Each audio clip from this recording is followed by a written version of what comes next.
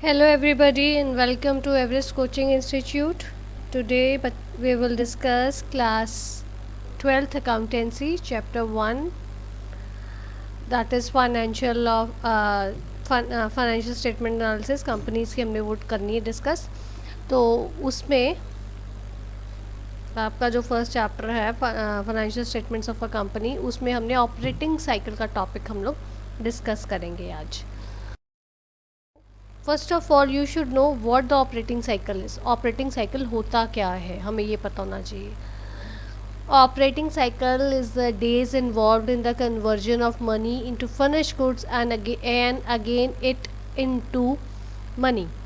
क्या मतलब है कि जो हमारे पास जब आप कोई बिजनेस मैन्युफैक्चरिंग बिजनेसमैन कोई प्रोड्यूसर या बिजनेसमैन कोई काम शुरू करता है, उसे अपना प्रोडक्शन शुरू करनी है, तो पहले उनके पास कैश होता है. उस कैश से वो मशीनरी खरीदेंगे, सामान खरीदेंगे, रॉ मटेरियल खरीदेंगे, उसके ऊपर प्रोसेसिंग करेंगे और वो करने के बाद में उनको फिनिश गुड्स मिलेंगे. वो जब फिनिश गुड्स आ जाएंगे तब कोई उसको ख़रीद सकता है और फिर उसको मार्केट में वो बेचेंगे तो उसके यूज़ आएगा. तो अब जब वो मनी से पहले उन्होंने फिनिश गुड्स बनाए, वो प्रोसेस पूरा स्टेप उन्होंने फॉलो किया और उसके बाद में again then finish goods again उन्होंने सेल किया मार्केट में, फिर उन्होंने मनी जनरेट की. तो उसको हम कहते हैं, वो सारे प्रोसेस को operating cycle, we call it as a operating cycle. हम उसको ऑपरेटिंग साइकिल कहते हैं. इसको आप ऐसे भी बोल सकते हो, time taken by the company to purchase goods, sell them in the market and receive cash from the sale. Means एक कंपनी, कोई भी कंपनी है, उसको कितना टाइम लगता है कि जब वो सामान खरीदता है, गुड्स परचेज करता है, फिर उसके बाद उसके ऊपर प्रोसेसिंग करता है, प्रोसेसिंग करने के बाद में उनको मार्केट में सेल करता है और उसके सेल करने के बाद में उनको जो कैश मिलता है वो सेल प्रोसीड से सेल करने के बाद में जितना उसमें टाइम लगता है उसको हम कहते हैं operating cycle. It can be 15 months, 8 months, 6 months, 4 months, 3 months, whatever the time में भी, कुछ भी टाइम हो सकता है. In the question it is, if it is given then that is okay. Otherwise अगर आपको नहीं दिया हुआ तो we will assume that operating cycle is of 12 months. ठीक है.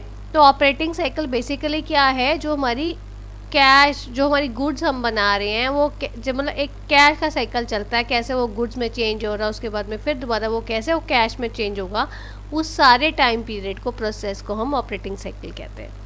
अभी मैं आपको ये एक चार्ट के, एक फ्लो, साइक्लिक फ्लो के थ्रू आपको एक्सप्लेन करती हूँ. अब ये देखो, सबसे पहले हमारे पास कैश है या कैश इन हैंड या cash at bank, what ever वो है, उससे वो पैसे से हमने, वो कैश से वी परचेज रॉ मटेरियल. ठीक है, हमने रॉ मटेरियल लिया और मान लिया कि रॉ मटेरियल लेने में, करने में 4 months लगते हैं. ठीक है, ये मैं आपको एग्जाम्पल दे रही हूँ. इसमें पूरा आपको जैसे ऑपरेटिंग साइकिल का टाइम पीरियड भी पता चल जाएगा. वो मेरा आएगा 13 months. वो कैसे निकालेंगे वो भी मैं आपको बताऊंगी और पूरा इसका साइकिल का प्रोसेस भी बता रही हूँ. सो फर्स्ट स्टेप कैश या बैंक है. उसके बाद में हमने रॉ मटेरियल परचेज किया, मान लिया उसको 4 महीने लगे. Then we did processing on the raw materials to convert it into the finish goods. हमने उनके ऊपर प्रोसेसिंग की so that raw materials finish goods में कन्वर्ट हो जाए. वो प्रोसेसिंग को टाइम कितना लगा, 3 months. पहले हमारे रॉ मटेरियल परचेज में 4 months लगे और अब हमारे 3 months लगे. इट मीन्स 4 + 3 कितना हो गया, 7 months. अब जब हमारे फिनिश गुड्स बन गए, उसके बाद में ये तो नहीं है जैसे हमारे गुड्स बनते हैं और साथ के साथ सारे के सारे बिक जाते हैं. नो, वो फिनिश गुड्स हम लोग अपने पास स्टॉक में भी रखते हैं, कुछ हमारे बिक भी जाते हैं और सारे फिनिश गुड्स को बिकने में टाइम लग जाता है. वो हम कह रहे थे 4 months उसमें लगा है कि हमारी इन्वेंट्री में हमने रखा है. देन जो हमने फिनिश गुड्स सेल किए और जो उनको जो हमने सेल किए, अब सारे के सारे फिनिश गुड्स हमारे कैश पे तो नहीं सेल होते हैं, कहीं हमारे जो है क्रेडिट पे भी सेल होते हैं. जैसे लाइक कईयों का हमारा बिल रिसीवेबल भी हमारे पास आता है, कईयों के हमारे डेटर्स भी हमारे पास आते हैं कि हम क्रेडिट पे बेचते हैं. ठीक है ना. तो वो आप लगा लो, सारा उधार का काम सारा कर के हमारे को 2 महीने का टाइम है. तो after 2 months will get all the money back. ठीक है, जो हमने सेल किया उसके हमारे को पैसे मिल जाएंगे कैश के और जो हमने उधार पे भी दिए। सो ये दो मतलब अभी तक हमारा कितना टाइम हुआ, 4 + 3 7, 7 + 4 11, 11 + 2 13, इट मीन्स 13 मंथ्स हमारे लगे। सो फिनिश गुड्स जब हमने सेल कर दिया 2 मंथ्स के बाद में हमारे को पूरा का पूरा ट्रेड रिसीवेबल्स रिसीव्ड, जितने हमारी ट्रेड के हमारे रिसीवेबल्स थे सेल्स की, जितनी हमारी प्रोसीड से हमें मिल गई, हमारे पास वापस कैश आ गया। फिर दोबारा यही साइकिल चला। So this is a continuous process, ये बेटा चलता रहता है प्रोसेस, ये एंडिंग नहीं होता, क्योंकि एक अकाउंटेंसी एक प्रिंसिपल पे चलती है कि ये गोइंग कंसर्न कंसेप्ट है। It is not for 1 month 2 months और 1 year 2 year 5 years 10 years, no. हम ये सोच के चलते हैं कि जो हमने बिजनेस शुरू किया है that is a life long process, ये लंबा चलेगा, सिर्फ हमारी जनरेशन ही नहीं करेगी बट हमारी आने वाली जनरेशन्स भी इसको कैरी ऑन करेंगी। सो हम उसको गोइंग कंसर्न का कॉन्सेप्ट का हम फॉलो करते हैं इसमें। इस कारण ये जो आपका ट्रेड साइकिल है वो चलता रहता है, ऑपरेटिंग साइकिल आपका चलता रहता है, क्योंकि हमें ये है कि ये तो नहीं कि एक बार हमने क्या पैसा लगाया और हमने रॉ मटेरियल से गुड्स बनाए, उसके बाद फिर हमारा कैश आ गया और बस हमारा ख़त्म हो गया काम। No, this is not the case, वो हमारा फिर से चलता है, ये हमारा प्रोसेस चलता रहता है। उसको चलाने के लिए तभी इसको हम ऑपरेटिंग साइकिल बोलते हैं। ठीक है बेटा, तो अब ये देखो मैं आपको यही चीज़ ऑपरेटिंग साइकिल जो है आपको एक एग्जांपल से बता रही हूँ। वैसे मैंने आपको बताया अगर आपको क्वेश्चन में नहीं दिया हुआ या आपको नहीं आप आइडेंटिफाई कर सकते हो ऑपरेटिंग साइकिल कितनी देर का है, तो हम 12 मंथ्स का उसको एज्यूम करते हैं। बट इन केस अगर आपको दिया हुआ है तो आपने इस अकॉर्डिंगली चलना है। अगर आपको ऑपरेटिंग साइकिल का टाइम दे रखा है तो मैं आपको एक पहले ही बात बता दूं, उसमें लेट इट बी 15 मंथ्स, अगर हम लगा लो लेते हैं कि 15 मंथ्स उन्होंने दिए है, तो 15 मंथ्स तक जो हमारी 15 मंथ्स के अंदर जो हमारे को रिसीवेबल्स मिल जाएंगी वो हमारी करंट ट्रांजैक्शंस हो जाएंगी, और जो हमारे को 15 मंथ्स के बाद में पैसा मिलेगा वो हमारी नॉन करंट ट्रांजैक्शंस हो जाएंगी।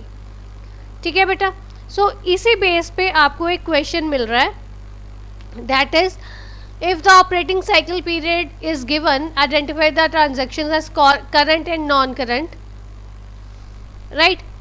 so transactions हैं आपके पास, ये देखो जैसे ट्रेड रिसीवेबल्स हैं, सब में 5 ट्रांजेक्शन्स दे रखी हैं। ऑपरेटिंग साइकिल आपको पीरियड दे रखा है 13 months 13 months 13 months 13 months 13 months, सब में आपका 13 मंथ्स का ही ऑपरेटिंग साइकिल पीरियड है।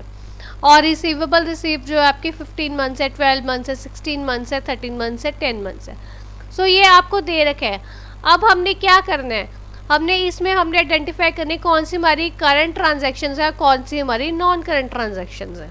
सो वो हमने आइडेंटिफाई करना है। सो कैसे इस क्वेश्चन को अगर आपको पेपर में आता तो आप कैसे आइडेंटिफाई करोगे, कैसे सॉल्व करोगे, वो देखते हैं।